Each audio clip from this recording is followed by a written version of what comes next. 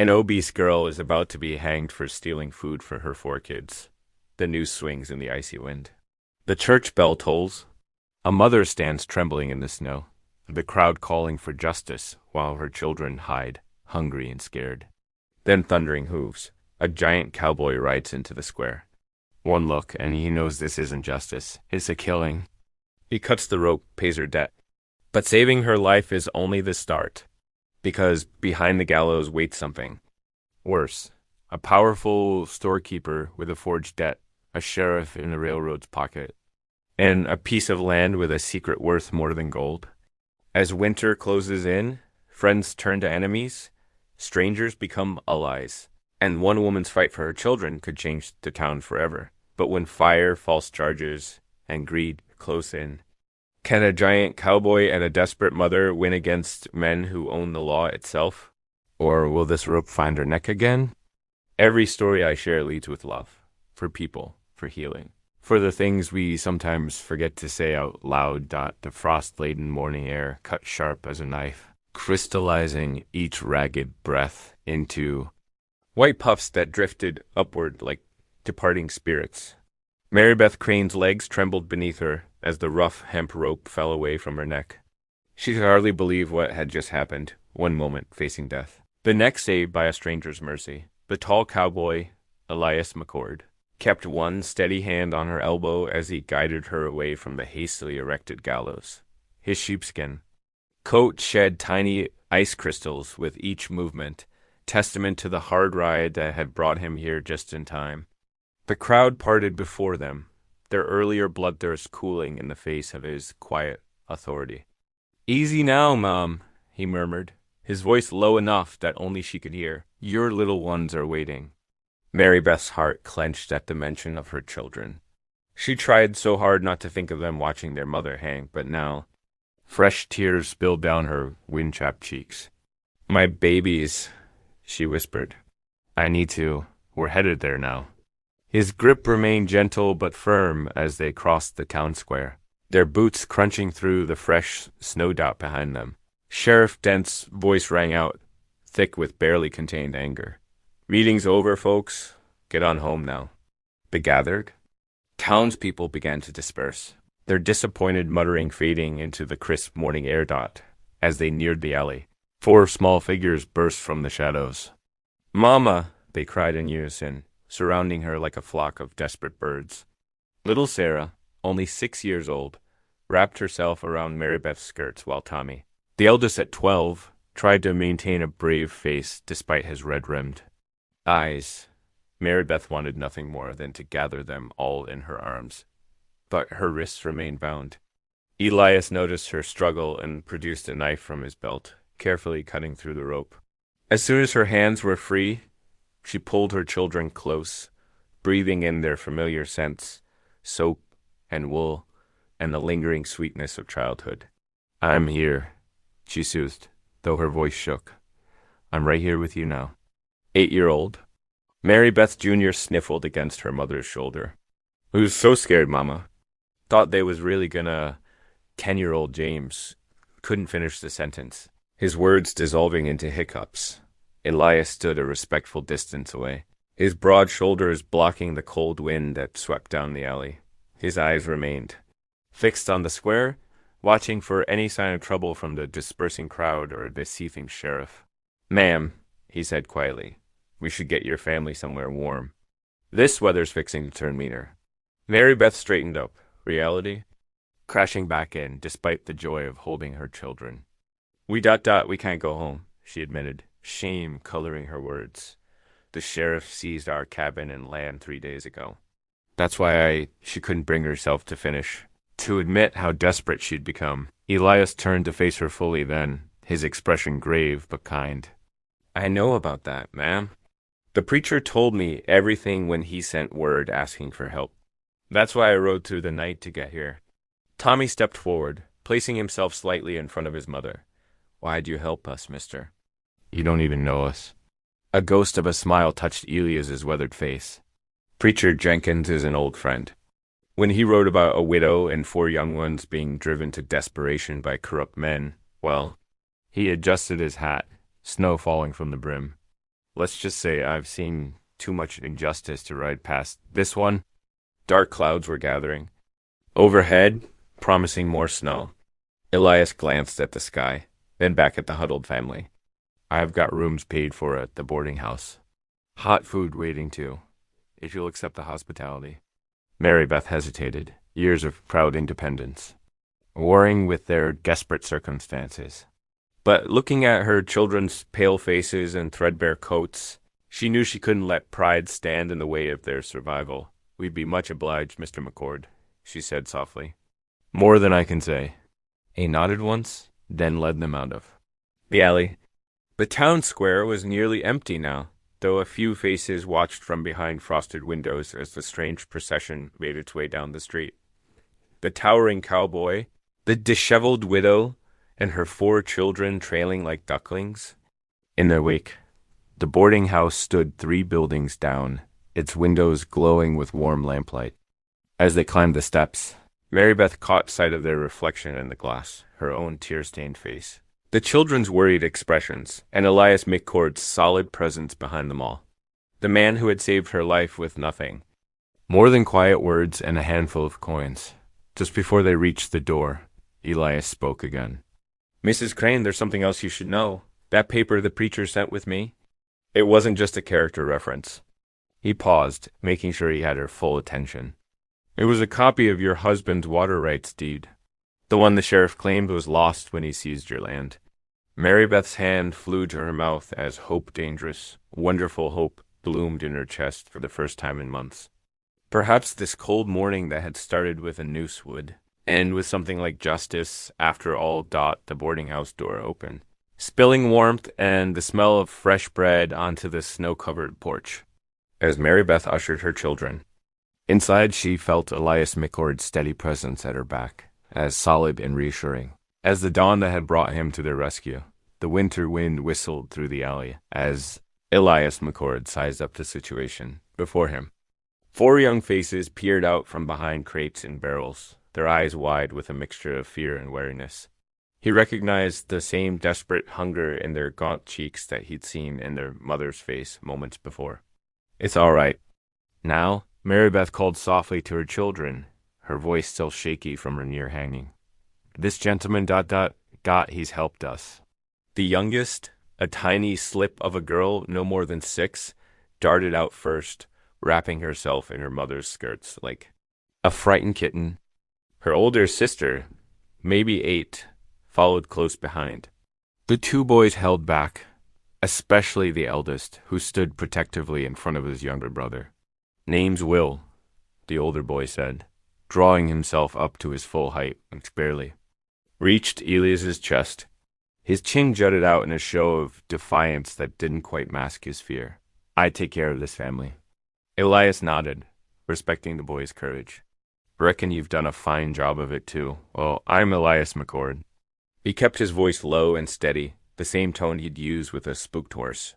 Got a line shack outside town. Warm, dry, and plenty of room for your family? That is, if you're... Ma agrees. Mary Beth gathered her children closer, counting heads like a mother hen. We're much obliged, Mr. McCord, but it's a fair distance to walk in this weather. Got my wagon just around the corner? Not fancy, but there's blankets in the back. He glanced at the darkening sky. Best we get moving before this weather turns meaner. The younger boy, who looked about 10, tugged at his mother's sleeve. I'm hungry, Ma. James, she scolded softly, but Elias was already reaching into his coat pocket. Got some jerky here, he said, breaking off pieces for each child. It'll tide us over till we reach the shack. The ride out of town was slow and quiet, save for the creak of wagon wheels and the occasional snort from the horses. Elias had padded the wagon bed with hay and blankets, but the cold still bit deep.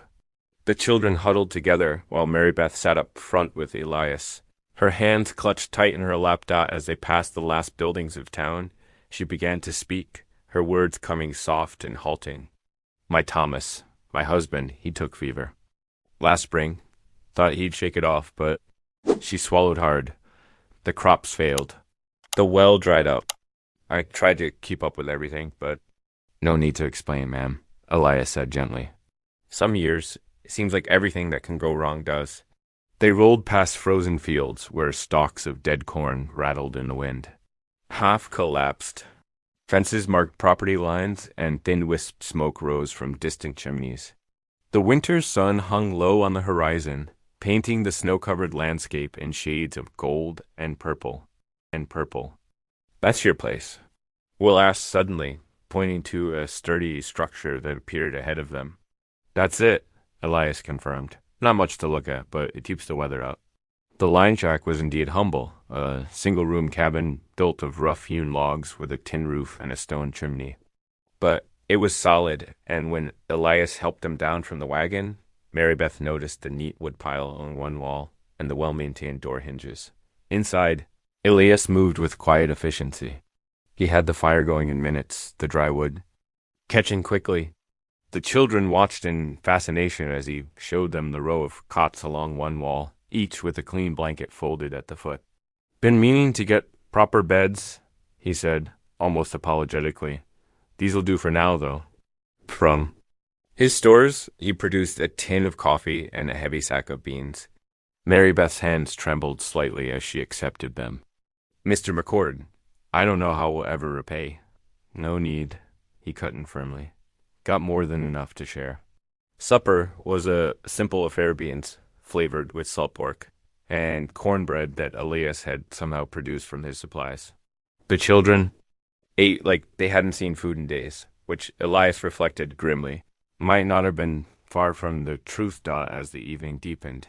The warmth of the fire and full bellies began to work their magic. The younger children's eyes grew heavy, and even Will's suspicious glances became less frequent. Mary Beth helped them settle onto the cots. Tucking blankets around small shoulders and kissing each forehead, Elias stepped outside to check on the horses and bring in more firewood. The night air was crisp and clear, stars pricking through the darkness like ice crystals.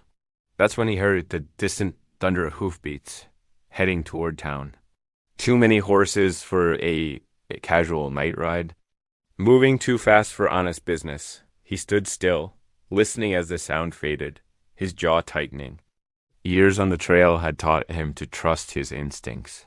And right now they were telling him that his morning's rescue had stirred up trouble, the kind that wouldn't settle easily. When he returned inside, Mary Beth was still awake, sitting close to the fire. The children's steady breathing filled the quiet space.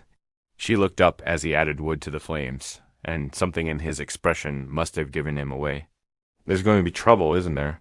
She asked softly. Elias arranged the logs carefully before answering. Probably, but that's tomorrow's worry. Tonight, you and yours are safe and warm. That's what matters. She nodded, drawing her shawl tighter around her shoulders. The firelight caught the silver threading through her dark hair, and the lines of worry etched around her eyes seemed deeper than before. The fire crackled, sending sparks up the chimney.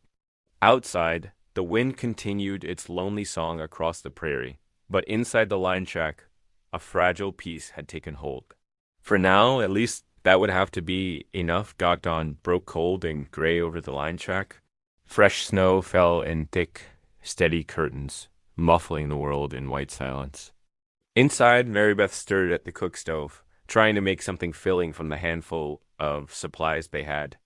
The children still slept on their cots, bundled tight against the morning chill. Through the frosted window, she watched Elias McCord's broad figure swing his axe. Each stroke sent chunks of wood flying, his breath clouding in the winter air. The steady rhythm of his work gave her a strange comfort she hadn't felt since Thomas died. The coffee pot was just starting to bubble when a sharp knock rattled the door. Mary Beth's heart jumped into her throat. Will sat up on his cot, instantly alert. Deputy Cray's angular face appeared in the doorway, bringing a swirl of snow with him. Behind him stood Morton, the storekeeper, his round face flushed from the cold. They tracked dirty slush across the plank floor, and Mary Beth noticed how Morton's eyes darted around the cabin. Taking inventory, Elias stepped in behind them, axe still in hand. He leaned it carefully against the wall, but kept his stance wide, positioned between the men and Mary Beth's family. Mighty early for a social call, he said, his voice level but carrying an edge. Morton pulled a folded paper from his coat. The edges were yellow with age, the creases worn thin. Got business to settle? He thrust the paper toward Mary Beth. This here's a promissory note signed by Thomas Crane, $200 plus interest. Mary Beth's hands trembled as she took the paper. That's not possible. Thomas kept careful accounts. Your husband borrowed heavy last winter. Morton cut in, his voice oily. Feed for livestock, seed grain, supplies, all documented right there. Which makes yesterday's payment void, Deputy Cray added, hooking his thumbs in his gun belt. Can't settle new debts while old ones stand. The youngest girl, Sarah, crept from her cot to wrap her arms around Mary Beth's waist. Mary Beth's face had gone pale as the snow outside, but her arms were steel bands around her daughter. The children will have to come with us, Morton said, almost cheerfully. Work as indentured help until the debt's paid. Standard practice for orphans and debtors' kids. They ain't orphans, Elias said, his quiet voice filling the cabin. And they ain't going anywhere. Deputy Cray's hand drifted to his holster. Now, McCord, don't make this difficult. We're operating within the law. Law says children can't be indentured without a parent's consent, Elias countered, and I don't see Mrs. Crane consenting. Morton's face darkened. Sheriff Dent won't take kindly to interference. We'll be back with him if the money ain't paid. He jabbed a finger at Mary Beth. $200 by noon tomorrow, or the children come with us. After they left, silence fell heavy as the snow outside. Mary Beth sank into a chair, Sarah still, clinging to her. The other children gathered close. Even Will, who tried to look brave, but couldn't quite manage it. Elias stood at the window, watching until the men's horses disappeared into the white curtain of snow. His jaw worked silently, and Mary Beth could see him turning something over in his mind. The day crawled by with agonizing slowness. Mary Beth kept the children close, helping them mend clothes and teaching the younger ones their letters using the back of Morton's false debt paper. But her hand shook whenever she thought about tomorrow, and more than once Elias caught her wiping tears when she thought no one was looking up by late afternoon.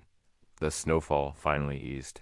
Weak sunlight filtered through breaks in the clouds, making the fresh snow sparkle like scattered diamonds. The beauty felt like a mockery to Mary Beth as she moved mechanically through the motions of preparing their evening meal. Elias had been quiet all day, going about his chores with methodical purpose. Now, as they sat down to a simple supper of cornbread and beans, he finally spoke. We'll ride into town tomorrow, he said, breaking his cornbread into careful pieces. Need to speak with Preacher Matthews. Mary Beth looked up sharply. The preacher? What can he do? Man's got influence, Elias replied. More importantly, he keeps records. Marriage certificates, birth records, death notices. He met her eyes across the table, and debt claims. A tiny spark of hope flickered in Mary Beth's chest. You think he might know something about this supposed debt? Reckon he might. Elias took a thoughtful sip of coffee. Either way, we need all eyes. And the preacher's a good man to have on your side. Will, who had been listening intently, straightened his shoulders. I'm coming too. No. Mary Beth and Elias spoke in unison, then shared a quick glance. You'll stay here with your sisters and brother, Mary Beth said firmly. Keep the fire going and watch the little ones. Will opened his mouth to protest, but something in Elias's steady gaze made him subside. He nodded reluctantly, understanding. The responsibility being placed in his hands as night settled over the lion shack. Mary Beth tucked her children into their cots one by one. Each face seemed more precious than ever, every small detail burning into her memory. James's cowlick that wouldn't lie flat, Mary's missing front tooth, Sarah's long eyelashes, Will's determined set to his jaw, even in sleep. The thought of losing them made her chest tight with panic. She couldn't let that happen. She wouldn't. Through the window, stars pricked through breaking clouds, cold and distant. Tomorrow would bring whatever it brought, but tonight, at least, her children were safe and warm. She held on to that thought like a lifeline as she prepared for another restless night. Morning arrived bitter and bitter, the sun glinting off endless white drifts. Elias stood in the doorway of the line shack, studying the snow-buried trail that led to town. Behind him, Mary Beth wrapped her children in every spare blanket they could find. Neighbor Jensen let us borrow his wagon, Elias said, turning back. Inside. It ain't fancy, but it'll keep you all together and out of the worst cold. The children huddled close as Mary Beth secured scarves around their faces. Will tried to look brave, but his teeth chattered. Even wearing 2 coats, the boy seemed too thin for such weather. Elias hitched his horse to the front of Jensen's wagon, then helped the family climb aboard. He'd lined the bed with straw and blankets, creating a nest of sorts. Once they were settled, he mounted his own horse to lead the way. The journey into town was painfully slow. The wagon wheels fought against deep snow, and twice they had to stop while Elias cleared drifts from their path. The children stayed quiet, pressed together for warmth. Mary Beth's face, barely visible above her scarf, was drawn with worry. By mid-morning, the church spire finally came into view. The building stood stark against the white landscape, its weathered boards and frosted windows a familiar sight to Mary Beth. She'd sat in those pews every Sunday with Thomas. Before the fever took him, Preacher Matthews met them at the door, his gray beard dusted with snow. "Mrs. Crane," he said warmly, ushering them inside. "Mr. McCord? Come in, come in." "The stove's hot, and I've got coffee brewing." The church interior was drafty despite the pot-bellied stove's efforts. The children gravitated toward its warmth while the adults settled into the front pew. Mary Beth's hands twisted in her lap as she recounted everything: the hanging, Elias's intervention, and now Morton's sudden claim of debt. The preacher listened intently, his weathered face growing grave. $200 is a mighty specific sum, he said when she finished. And mighty convenient timing, considering recent developments. You've heard something? Elias asked. Matthews nodded slowly. Sheriff Dent's been meeting regular with railroad men. They're planning something big at Depot, they say. Progress for our little town. His tone made clear what he thought of such progress. But what's that got to do with my Thomas's supposed debt? Mary Beth asked. I keep careful records, Matthews replied, standing to retrieve a leather-bound ledger. Every marriage, every death, every significant debt in the congregation. Your Thomas was an honest man, Mrs. Crane. If he'd owed that much, he'd have spoken to me about it. Hope flickered in Mary Beth's eyes. Then you can help prove the debt's false? The preacher's face fell slightly. I can speak to what I know of Thomas's character, but Sheriff Dent, he sighed. He's got his mind set on pressing those railroad men. Won't act against Morton without real leverage. While Mary Beth and the preacher talked, Elias slipped out. The saloon across the street would be warming up for the day's business, and men's tongues often loosened with their first drinks. The saloon was already half full despite the early hour. Elias took a quiet corner, nursing a coffee while he listened. It didn't take long before he heard what he needed. Double quotes ... prime spot for the depot, a man in a railroad company coat was saying. Got the elevation, got the access. Only thing missing is a reliable water source. His companion grunted. What about that spring on the Crane widow's place? Sheriff's working on that. Says she'll be gone soon enough. Either take the children or pressure her off the land some other way. Elias had heard enough. He left his coffee cooling and headed back to the church. The ride home seemed longer, the winter sun already dropping toward the horizon. Mary Beth noticed Elias's tense silence, but waited until they reached the line shack and the children were settled inside before asking, what troubled him? It's your land they're after, he said finally, helping her down from the wagon. The railroad needs a water source for their depot. There's a spring on your property. Mary Beth's face paled. Yes, in the south pasture. Thomas always said it. Was the heart of our place? Her eyes widened suddenly. The spring deed. He mentioned it sometimes, said it was important to keep it safe. A deed just for the spring?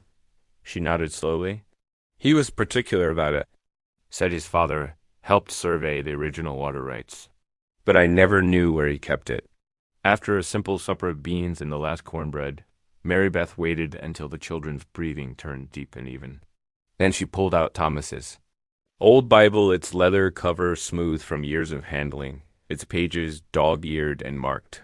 "He carried this everywhere," she whispered, running her fingers along the spine. "Read from it every night." If there was something he wanted to keep safe. Elias watched as she carefully turned the pages, looking for any sign of a hidden deed. The lamplight cast long shadows across the cabin walls as she searched, her movements growing more urgent with each empty page. The Bible held other treasures, pressed flowers, old letters, a lock of baby Will's hair, but no spring deed. Mary Beth's shoulders slumped as she reached the final page.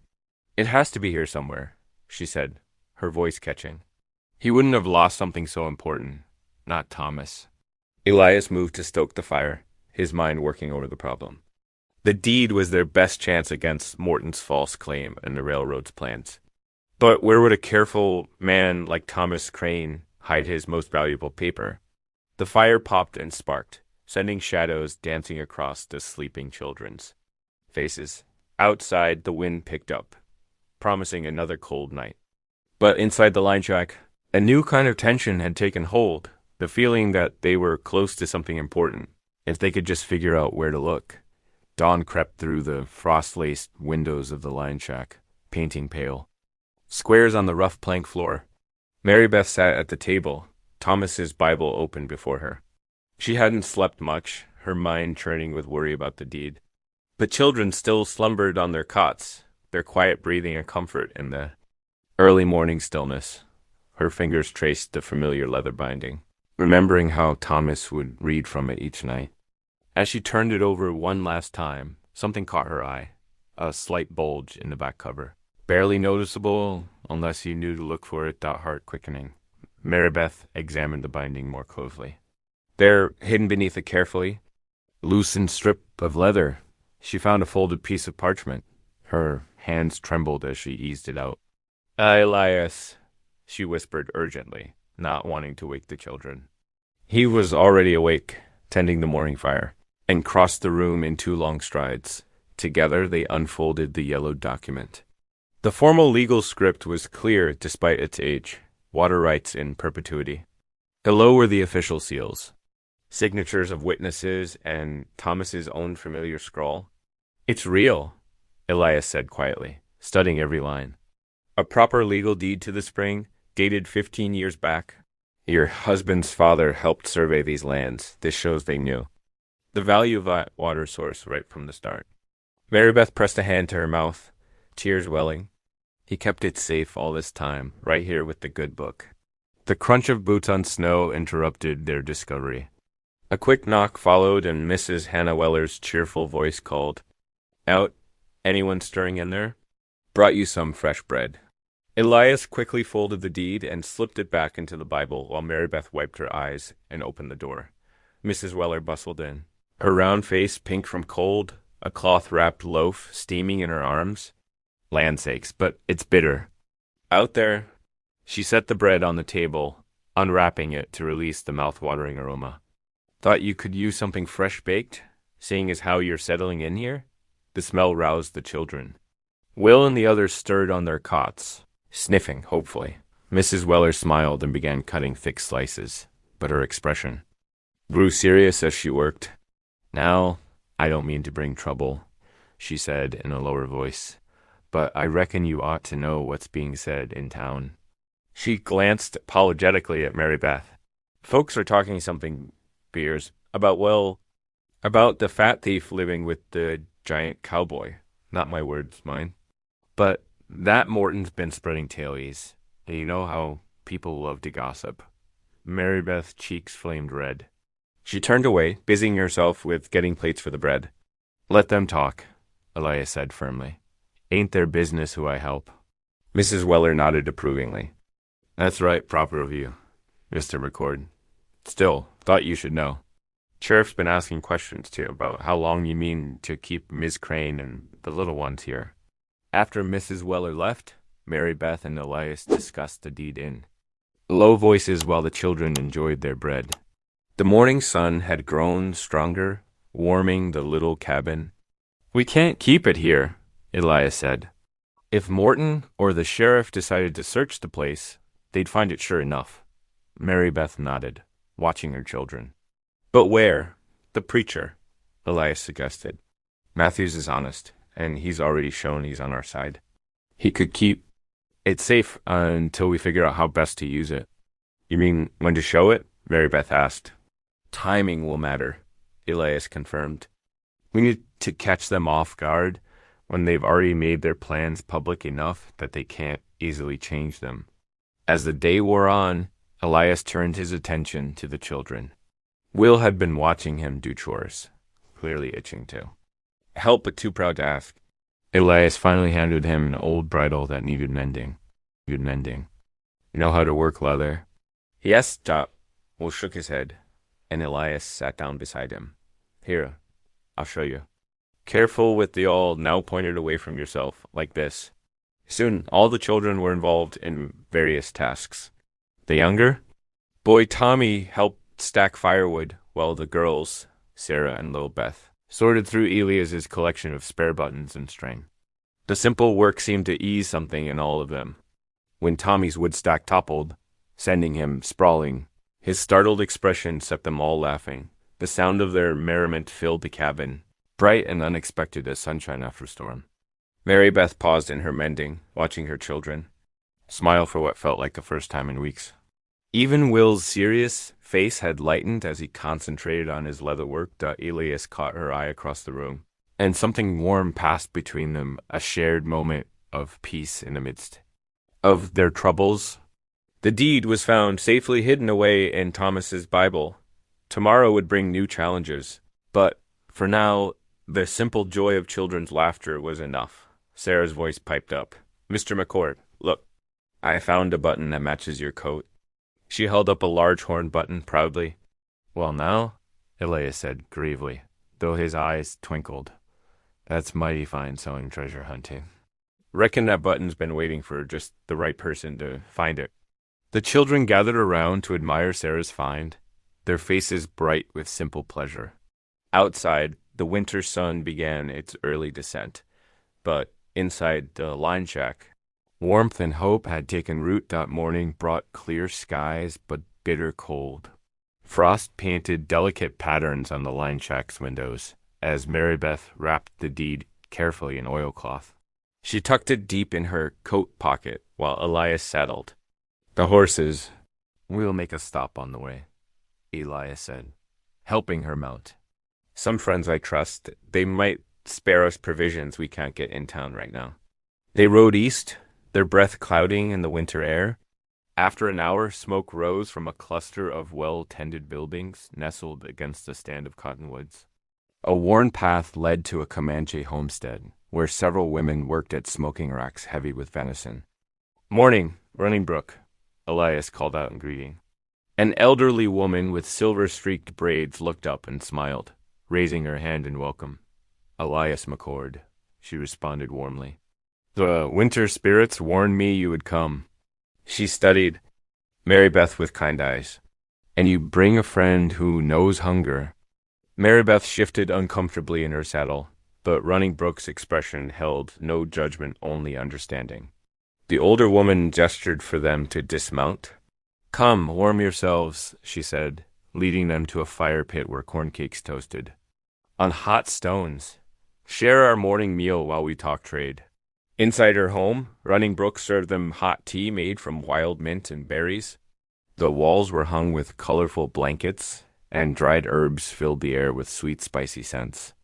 As they talked, she brought out baskets of winter squash, dried corn, and beans. "These hard times test us all," Running Brook said, passing Mary Beth a string of dried vegetables. "I lost 2 children in a winter like this, many seasons ago. The people who showed kindness then," she glanced at Elias, "they became family, no matter their birth clan." Mary Beth's eyes filled with tears. "Thank you," she whispered, "for sharing your story. And your food." Elias traded items from his saddlebags, coffee, sugar, and ammunition for generous portions of smoked venison and winter stores. As they prepared to leave, Running Brook pressed a small medicine pouch into Mary Beth's hands. For the children, she said, herbs to keep winter sickness away. Come again when you can. There's much we might teach each other. The sun had climbed high by the time they reached town. Frost rimmed their coats and hats, crackling when they moved. The church stood silent, its windows reflecting the cold light. Preacher Matthews met them at the side door, ushering them quickly inside. The church interior was hushed and dim, smelling of pine boards and lamp oil. Mary Beth pulled out the wrapped deed with trembling fingers. Best lock it away proper, Elias said quietly. The preacher nodded, leading them to his study. He opened a small iron strongbox built into the wall behind his desk, hidden by a painting of Daniel in the lion's den. The deed went inside with a solid click of the lock. I'll keep it safe, Matthews promised. But you should know word's already spreading about the railroad's plans. Once they hear about this deed ... double quotes, he sighed heavily. They're not known for taking obstacles lightly. We understand the risk, Elias said, his voice firm. But that spring rightfully belongs to Mary Beth and her children. The preacher smiled sadly. The Lord's ways often lead us down difficult paths. But I believe he brought you two together. For just this purpose. They left town as the sun began its early winter descent. The ride home was quiet, both lost and thought about the preacher's warning. As they crested the last hill, they saw the children waving from the line shack's doorway. Their faces bright with welcome inside, the cabin was warm from the well-tended fire. The older girls had watched the stew pot carefully, and the rich smell of venison and vegetables filled the air. They gathered around the table, passing bowls and breaking cornbread. Mighty fine cooking, Elias said, and the girls beamed with pride after the meal. While the children cleared away dishes, Mary Beth noticed Elias staring into the fire, his expression thoughtful. Can he hear your thoughts? She asked softly. He was quiet for a moment, then said, been thinking about what the preacher said, about the Lord's ways. He shifted in his chair. Haven't set foot in a church proper since I was younger than Will. But I reckon, well, might be good to go this Sunday. For the children's sake, mind you. Mary Beth smiled faintly as she stirred the remaining stew. The firelight caught the silver at his temples, softening his weathered features. The children would like that, she said simply. The evening settled around them, warm and peaceful, despite the frost gathering thick on the windows. Outside, the winter stars wheeled bright and clear above the sleeping land, while inside, the fire crackled low and comfortable, like a promise kept. Sunday morning dawned clear and cold, the sun rising like polished brass over the frozen prairie. Inside the line shack, Mary Beth helped the girls smooth their hair and straighten their collars, while Elias awkwardly knotted his string tie in the clouded mirror. Been a spell since I dressed proper for the Lord's house, he muttered, fumbling. With the stubborn fabric Mary Beth stepped over, her fingers deftly arranging the tie. There now, she said softly. Looks just fine. The children crowded into the wagon, wrapped in every blanket they could spare. Will sat tall beside Elias on the driver's seat, trying to mirror the older man's straight-backed posture. The younger boy, Thomas, bounced with excitement. He hadn't been to church since before their father died as they pulled up to the white-painted church. Heads turned. Whispers rippled through the gathering crowd. Mary Beth felt her cheeks burn, but Elias's steady presence beside her gave her courage. The girls, Sarah and little Emma, pressed close to her skirts as they climbed the steps. Inside, the church glowed, with morning light and lamp oil. They settled into a back pew, drawing more stairs. Preacher Matthews's warm smile from the pulpit eased some of the tension. His sermon spoke of community, forgiveness, and the duty to care for widows and orphans. More than a few heads bowed in shame when his gaze swept the congregation. After the service, as folks milled about in the yard, Mary Beth gathered her nerve. She approached Mrs. Peterson, who led the Ladies' Aid Society. I was thinking, Mary Beth said, her voice steady despite her racing heart. I'd like to cook for next week's community supper. I have some fine vegetables and dried goods to share. Mrs. Peterson's eyebrows rose. You mean to cook? For everyone? Yes, ma'am. My mother taught me well, And double quotes. Mary Beth squared her shoulders. I'd like to give back to the community if you'll let me. Something softened Mrs. Peterson's face. Well, now, that's right, Christian of you. We'd be glad for the help. Other women gathered close, curious. When Mary Beth mentioned the winter squash and dried corn, several expressed interest in trading. Recipes. By the time they left church, she had 3 offers to help with the cooking and a warm invitation to the next quilting circle. The afternoon found them at Mrs. Weller's small farm. Her barn roof had taken damage in the last storm, and Elias had offered their help. He and the boys carried fresh-cut shingles up the ladder, while Mrs. Weller fussed over Mary Beth and the girls in her cozy kitchen. Lord, it does my heart good to see those boys working, Mrs. Weller said, watching through her window. Will's standing straighter already, following Elias's lead. Mary Beth smiled, her needle flashing as she patched Sarah's dress. He's been so patient with them. Thomas especially follows him like a shadow. A good man's influence can work miracles, Mrs. Weller said, softly. And don't think I haven't noticed how some folks changed their tune about you today. Offering to cook for everyone, that was clever. It wasn't cleverness, Mary Beth protested. I just wanted to belong somewhere again. For the children's sake. Well, you belong right here, far as I'm concerned. Mrs. Weller squeezed her shoulder. Now, let's see about fixing Emma's hem while the menfolk finish up outside. The sun was setting when they returned to the line shack. The children bubbled with excitement, the boys proud of their work on the roof, the girls showing off their mended dresses. Mary Beth cooked up a hearty supper of beans and cornbread.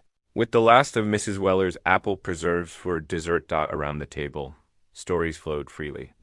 Elias told tales of his trail boss days, carefully edited for young ears.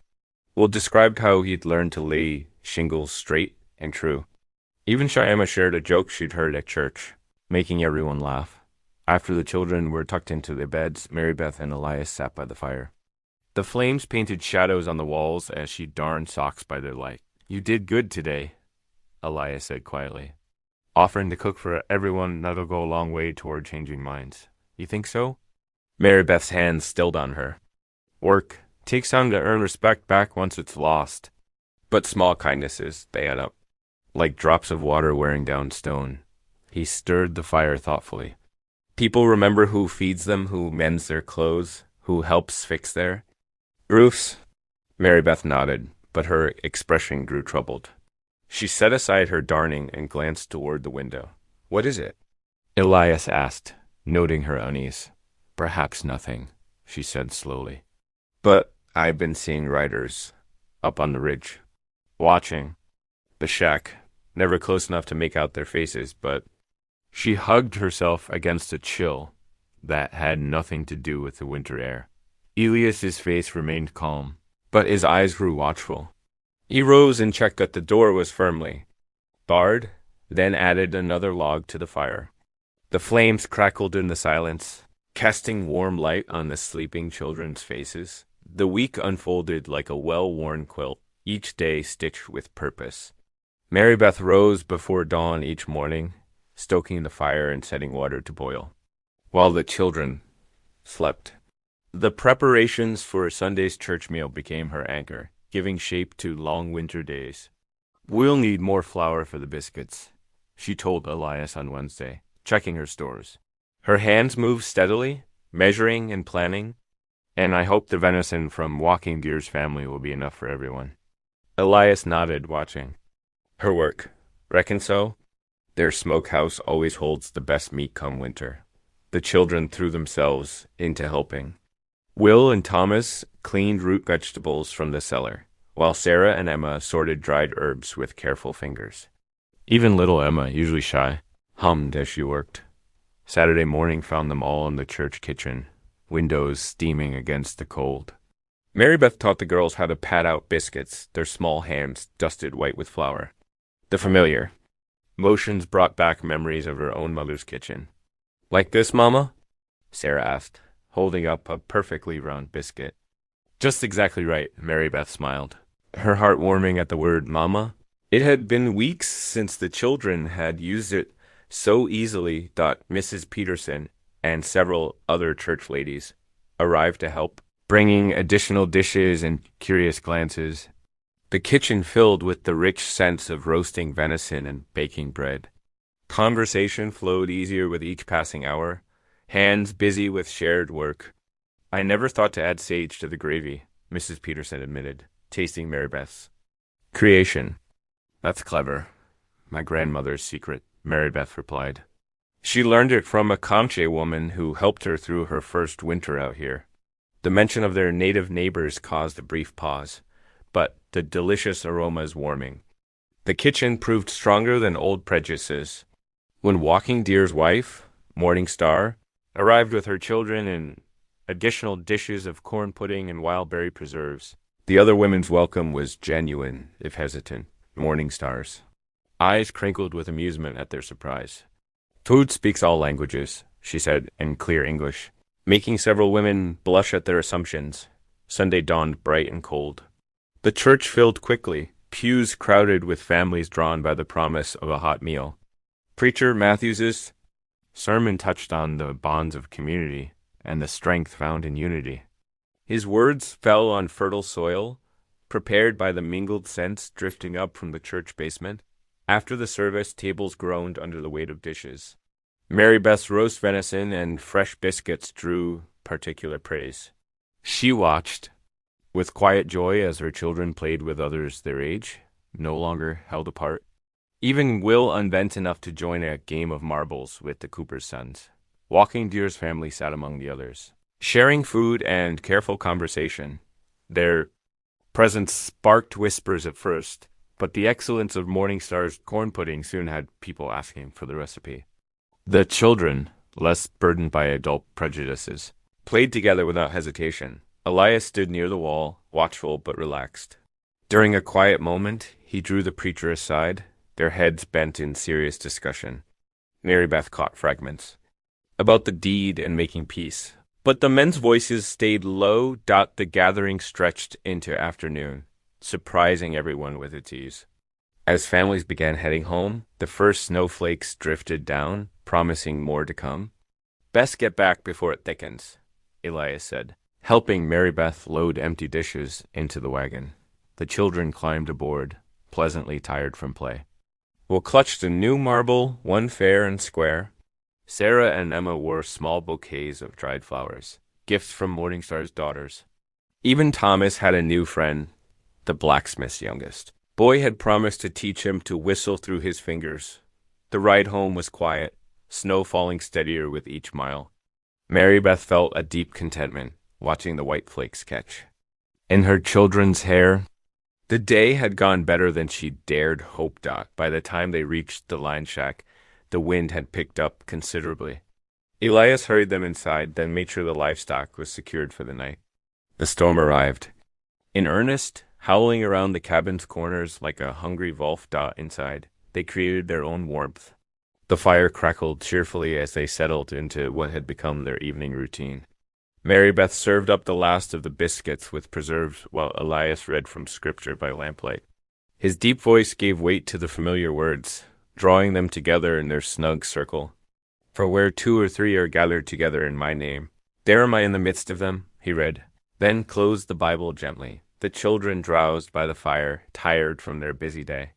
Emma had already fallen asleep against her sisters. Shoulder. One by one, Mary Beth shooed them off to bed, tucking blankets tight against the cold. Just as she was banking the fire for the night, a sound caught her attention. Through the storm's fury came the distant thunder of hoofbeats, sharp and purposeful. She looked to Elias, who was already moving to the window. The sound grew closer, then faded into the howling wind. Elias stood motionless, watching the night. After a long moment, he moved to the corner where his rifle stood. He began cleaning it with practiced motions, his face thoughtful in the dying firelight. Mary Beth wanted to ask what he was thinking, but something in his expression held her silent. Instead, she finished her tasks, checked on the sleeping children one last time, and prepared for bed herself.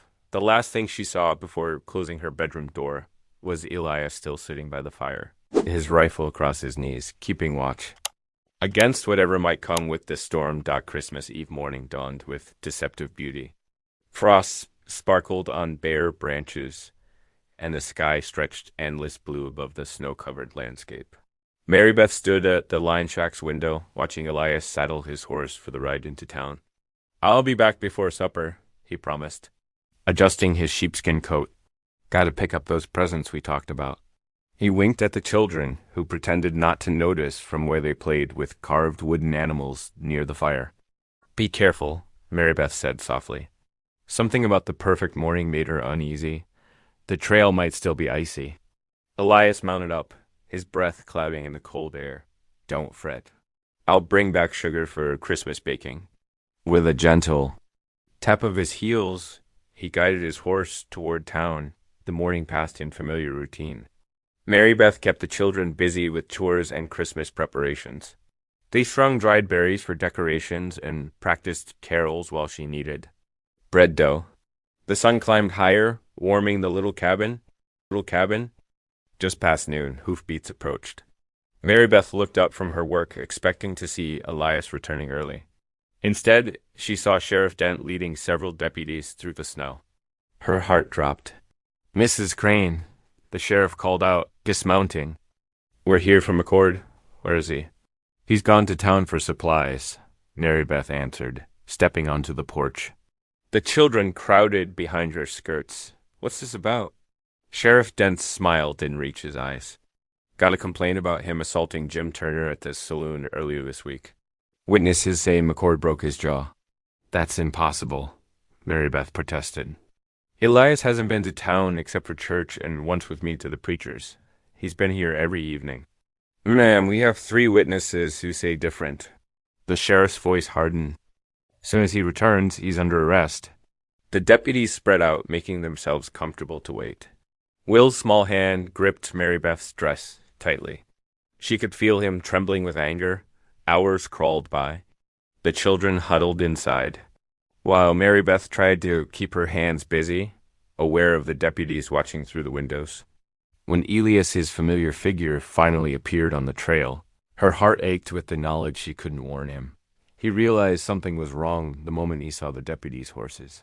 His hand moved toward his gun, but Sheriff Dent already had his drawn. "Don't make this worse, McCord," the sheriff called out. "You're under arrest for assault. Come down nice and easy." Elias's eyes found Mary Beth's across the yard. She shook her head slightly, silently pleading with him not to fight. After a long moment, he nodded and slowly dismounted, keeping his hands visible. "This is a mistake," he said calmly as Deputy Cray approached with handcuffs. The children burst out of the cabin, crying. Emma reached for Elias, but a deputy blocked her path. Sarah grabbed her little sister, pulling her back as Will stood rigid, fists clenched. "It's all right," Elias called to them as the deputies secured his wrists. "Mrs. Crane will look after you. I'll be back soon as this is sorted out." Mary Beth watched helplessly as they led him away, his broad shoulders straight despite the indignity of the arrest. The children's sobs tore at her heart. She gathered them close, knowing their Christmas Eve supper would go uneaten. Night fell early, as it always did in winter. Mary Beth got the children to bed despite their tears, promising tomorrow would bring answers. She sat alone by the fire, turning recent events over in her mind. The false arrest, the railroad's interest in her land, the water rights deed safely hidden in the church, all connected somehow. Strange orange glow through the window caught her attention. At first, she thought it was sunrise coming too early. Then she smelled smoke. Mary Beth ran outside. In the distance, fierce flames lit up the night sky, coming from the direction of her old homestead. The fire painted the snow in hellish colors, consuming what was left of her former home. "Children," she called, running back inside. "Wake up. We have to go." They scrambled from their beds, confused and frightened. Mary Beth helped them pull on boots and coats while grabbing what she could, blankets, the family Bible, a few precious photographs. The fire's glow grew brighter through the windows. "Mama, what's happening?" Emma whimpered as Mary Beth wrapped her in an extra blanket. "We're going to Mrs. Weller's," Mary Beth answered. trying to keep her voice steady. It's not safe here tonight. They fled into the snow, Mary Beth carrying Emma while the older children struggled through drifts with their bundles. The burning homestead lit their way with terrible brightness. In the distance, she thought she saw riders moving against the flames, but she didn't stop to look closer. The trek to Mrs. Weller seemed endless. The children stumbled with exhaustion, their faces wet with tears and snow. Mary Beth's arms ached from carrying Emma, but she pressed on. Knowing they couldn't stop in the cold, dawn was breaking when they finally reached Mrs. Weller's door. The older woman took one look at their frozen, desperate faces and pulled them inside. "Lord have mercy," she breathed, helping them shed their snow-covered clothes. "What's happened?" Mary Beth sank into a chair, her legs finally giving out. The children huddled close, shivering despite the warmth of Mrs. Weller's kitchen. Through chattering teeth, Mary Beth explained about Elias's arrest and the fire. "They burned my home," she whispered, the full weight of it hitting her at last. "Elias is in jail on false charges, and they burned what was left of John's house." Tears spilled down her cheeks, hot against her cold skin. Mrs. Weller's face hardened with anger. But her hands remained gentle as she wrapped blankets around them and set about making hot tea. "You'll stay here," she said firmly. "We'll sort this out after you've rested." But rest seemed impossible.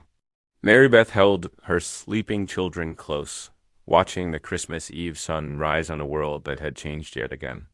Her heart felt as heavy as the snow outside, weighted down with worry for Elias and fear for what might come next. Christmas morning crept into Mrs. Weller's house with none of the usual joy.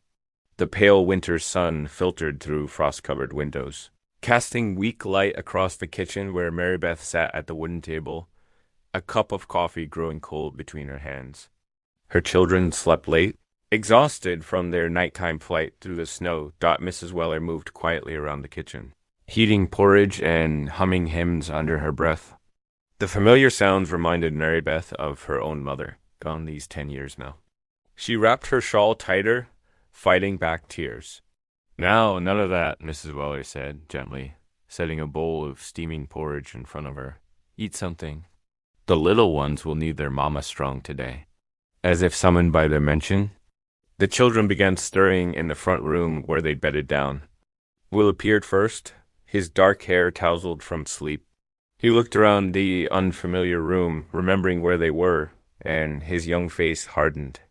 "Merry Christmas, Will," Mary Beth said softly. "Come have some breakfast." One by one, the other. Children emerged, Sarah helping little Emma, and James trailing behind, clutching the wooden horse Elias had carved him. They gathered around the table, subdued but hungry. Mrs. Weller added honey to their porridge and told gentle stories about Christmases from her childhood back east. The morning passed slowly. Mrs. Weller produced some yarn and needles, teaching the girls to knit while James and Will helped bring in firewood. Mary Beth tried to keep her hands busy with mending, but her mind wouldn't settle. Every crunch of boots on snow made her look up, hoping to see Elias freed, knowing it was impossible. Just after noon, hoofbeats approached. This time, it was the preacher, his breath clouding in the cold as he dismounted. He carried a covered basket, and his kind face was etched with concern. Double quotes Mrs. Crane. He greeted her at the door. "Mrs. Weller, I've brought what Christmas dinner I could manage." He set the basket on the table, revealing a small ham, some apples, and fresh bread. The children gathered close, drawn by the sight of food, but Mary Beth could only focus on the preacher's face. "What news of Elias?" she asked. The preacher's expression grew grave. "They're holding him until the circuit judge arrives. With the winter storms, that could be weeks away." He lowered his voice. "The charges are false. We all know that. But the railroad men have the sheriff's ear, and they're determined to keep McCord locked up." Mary Beth sank into a chair, her legs suddenly weak. Weeks. Elias would be in that cold jail for weeks while she and the children. What? Imposed on Mrs. Weller's kindness? Waited for the railroad men to drive them out completely? "I've brought something else," the preacher said, reaching into his coat. He withdrew the water rights deed, carefully folded. I thought you might want this close, given recent events. Mary Beth took the precious document with trembling hands. Thank you, she whispered, for everything you've done. The preacher stayed through a simple Christmas dinner, blessing the food and leading them in carols. The children's voices grew stronger as they sang, and even Mrs. Weller joined in with her clear alto. For a brief moment, the warmth of fellowship pushed back against their troubles. Before leaving, the preacher drew Mary Beth aside. You're John, he said quietly, used to pray every Sunday for strength to stand up for what's right. To leave his children a legacy of courage, not just land. He squeezed her hand. Remember that in the days ahead. The afternoon faded into evening. Mrs. Weller got the children settled with stories and extra blankets. Their disappointment over. Missing presents forgotten in the comfort of full bellies and warm beds. Soon their steady breathing filled the front room. Mary Beth sat alone by the hearth, the deed spread across her lap. The firelight caught the official seal, making it gleam like a star. Her fingers traced John's signature, remembering how he'd labored over his letters, determined their children would have more schooling than he'd had. The territory stretched vast and open beyond the settlement. She could take the children and run, find some remote homestead where the railroad wouldn't reach. Start over again, leaving behind this tangle of false charges and burning buildings. But John's voice seemed to whisper with the fire's crackle. Stand for what's right. Leave a legacy of courage. Beside her, Mrs. Weller's rocking chair creaked softly. Whatever you're thinking, the older woman said, remember you're not alone. This town's got more good people than bad, once they're stirred to action. Mary Beth carefully folded the deed, holding it close to her heart. The choice weighed heavy, the safety of flight against the risk of standing firm.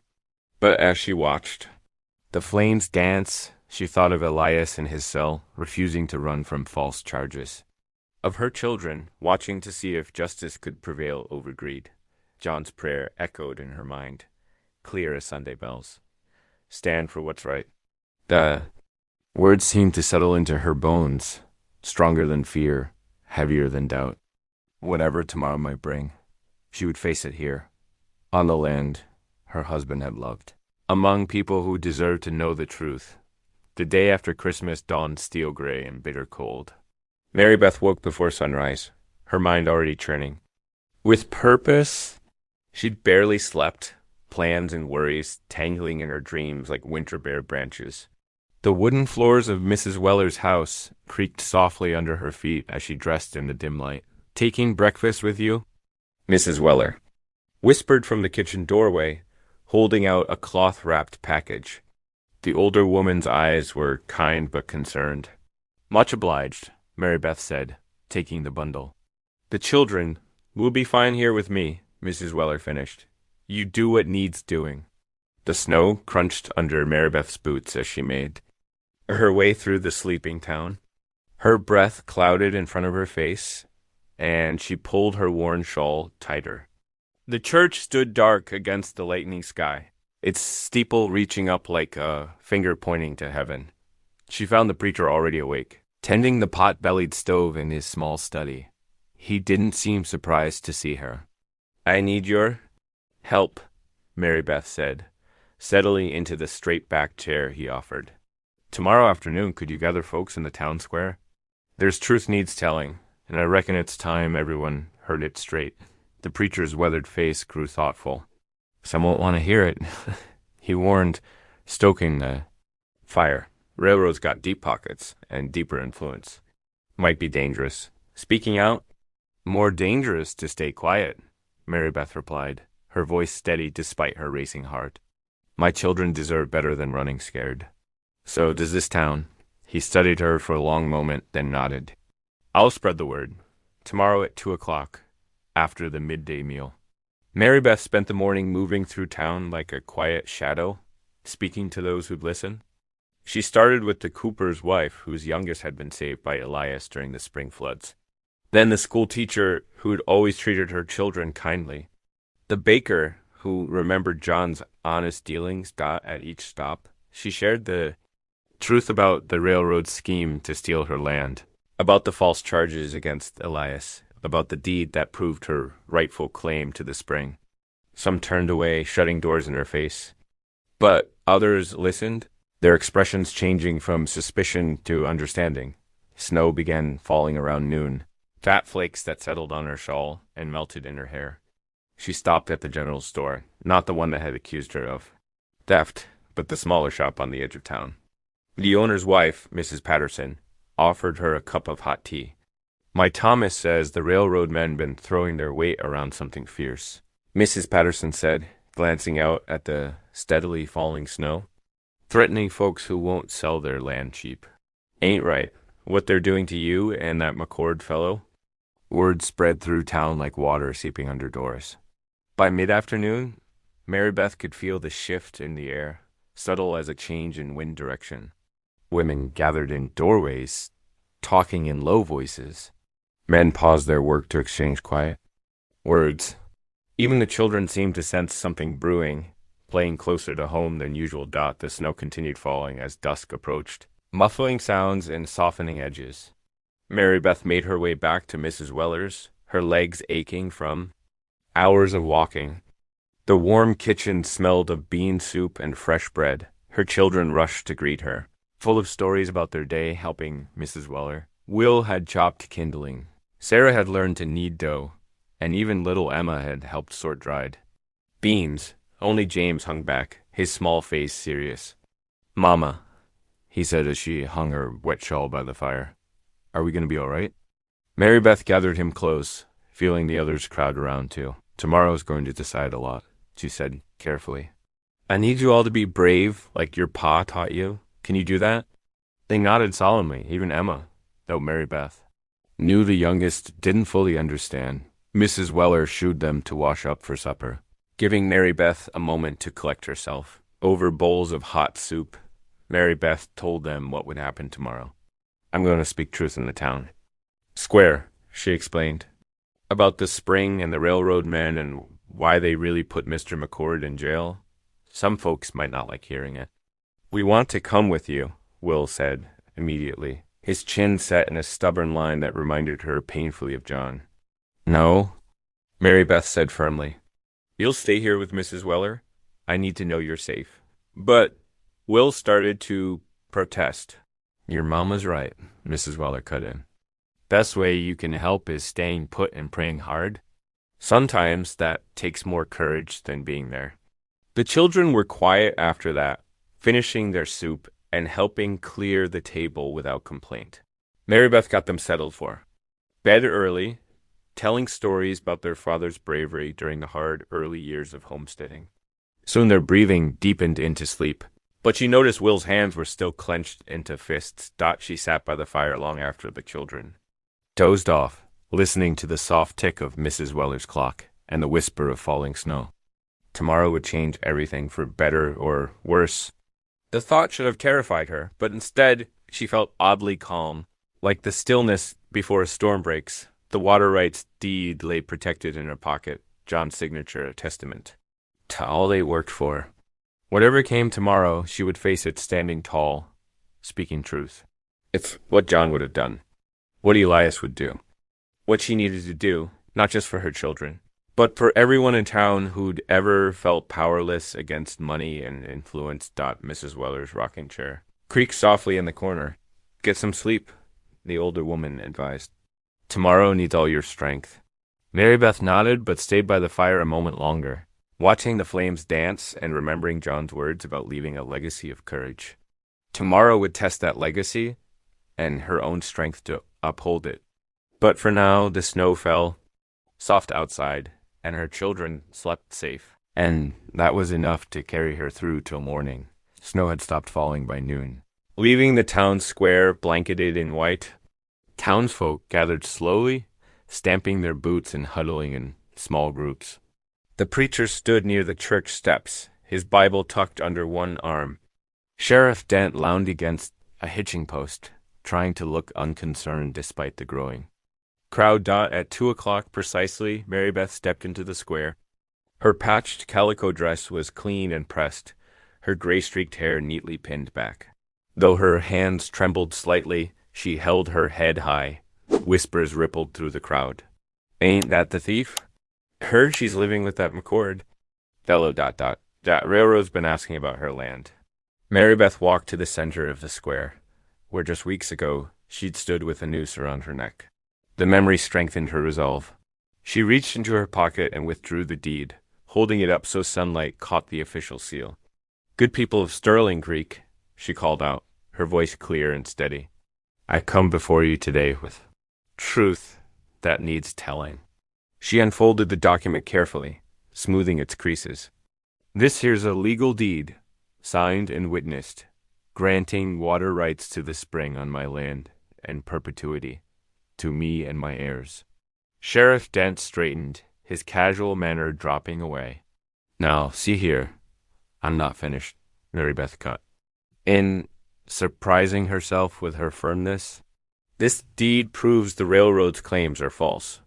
They burned my homestead and jailed an innocent man, hoping to steal what's rightfully mine." More townspeople drifted closer, drawn by her words. Mrs.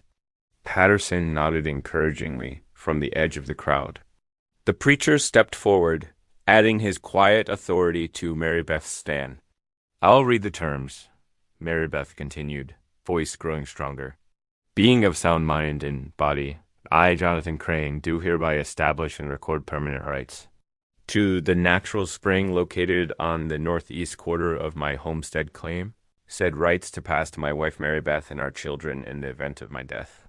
She looked up, meeting the sheriff's glare. "It's dated and witness proper, Sheriff. You want to see for yourself? See for yourself?" Before Dent could respond, a well-dressed man pushed through the crowd, one of the railroad representatives. "That document's worthless," he declared. "The railroad's purchase offer stands. Clear out now, and we'll forget about McCord's assault." "Charges? What assault?" Mrs. Weller's voice rang out. "Elias McCord was here with my Henry, fixing our barn roof that whole afternoon. You got a dozen witnesses to prove it." Murmurs of agreement spread through the crowd. The cooper stepped forward, then the blacksmith. More followed, forming a loose circle around Mary Beth. She drew herself up, straighter. "I'm offering fair terms," she announced. "Release Elias McCord and drop these false charges. In return, I'll lease spring access for public use, including the railroad." She paused, letting her words sink in. "But the land stays in my family's name, as my husband intended." The railroad man's face darkened. "Sheriff, control this situation." But Dent had been watching the crowd. He saw the way people were nodding, how the mood had shifted. The blacksmith's huge arms were crossed over his chest. The cooper held his hammer like he meant to use it. "Seems to me," the preacher said into the tense silence, "that the lady's offering a fair compromise. One that benefits the whole town, not just railroad interests." More voices joined in agreement. The railroad man conferred hurriedly with his colleagues, who had been watching from the hotel porch. Their whispered argument carried across the square. ... Can't risk the publicity ... double quotes, other water sources ... already behind schedule ...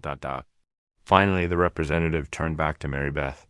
"We'll need to review the exact terms of this lease." "Arrangement after Elias is freed," Mary Beth insisted. "I won't negotiate while an innocent man sits in jail." The crowd's support was palpable now. Women who'd once whispered about the fat thief stood straight back behind her. Men who'd looked away during her near hanging now met her eyes with respect. Sheriff Dent read the changing winds and made his choice.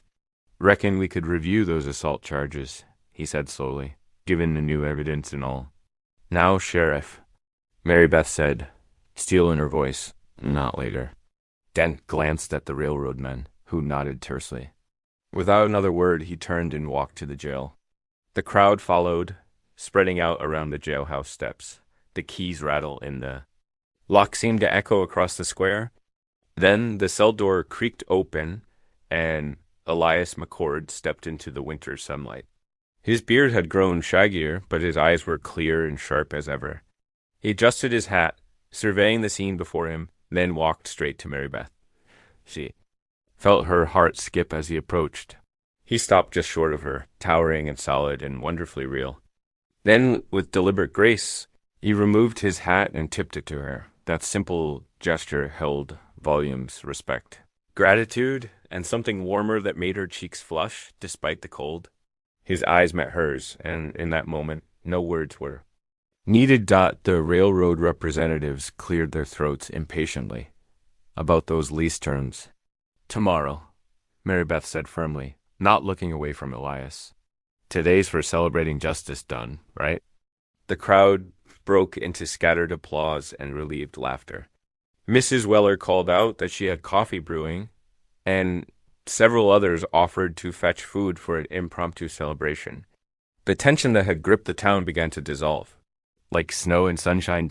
As people dispersed in twos and threes, Elias finally spoke, his voice rough from disuse.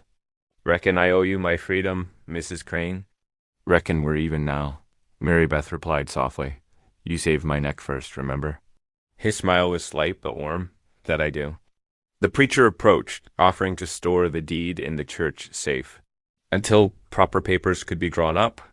Mary Beth handed it over gladly, knowing her children's future was secure at last.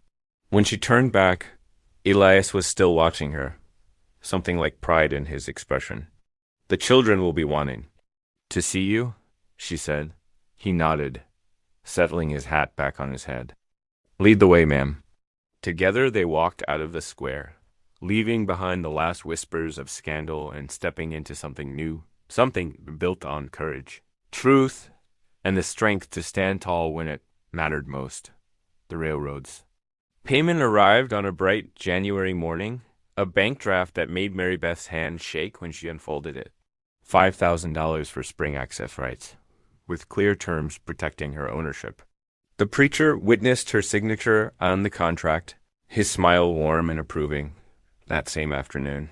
The storekeeper stood in the town square, his round face flushed crimson as he publicly retracted his fraudulent debt claim.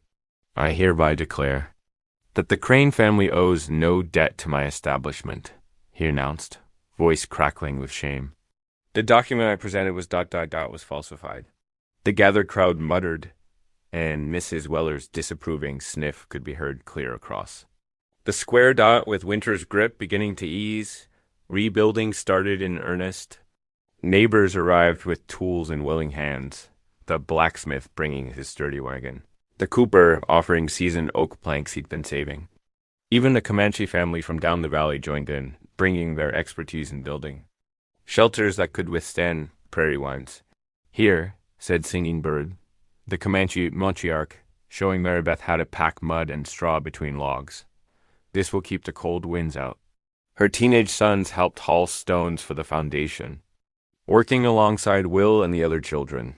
Elias threw himself into the work with quiet determination.